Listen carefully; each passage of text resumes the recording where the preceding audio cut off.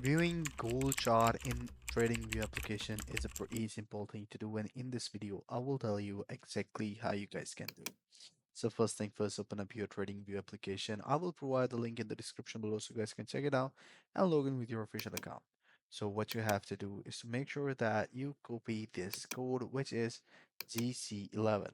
So this is the code for the golden chart, and all you have to do is to go to the search icon on the top left corner, and you will see the GC11 as I have opened it up already. So all you have to do is to double click it and type in GC11.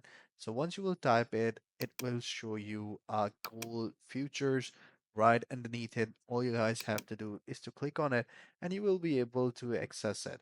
So this is that simple. So once you have clicked on it, you can set different sort of timelines. For example, you can see the graph for the last 5 years, last 30 minutes, last 5 minutes, or even last 30 seconds. You can set the time zones for where you want to use the exchange. So this is pretty much it. I hope you find this video helpful. If you do, please consider subscribing to our channel. Take care. Bye bye.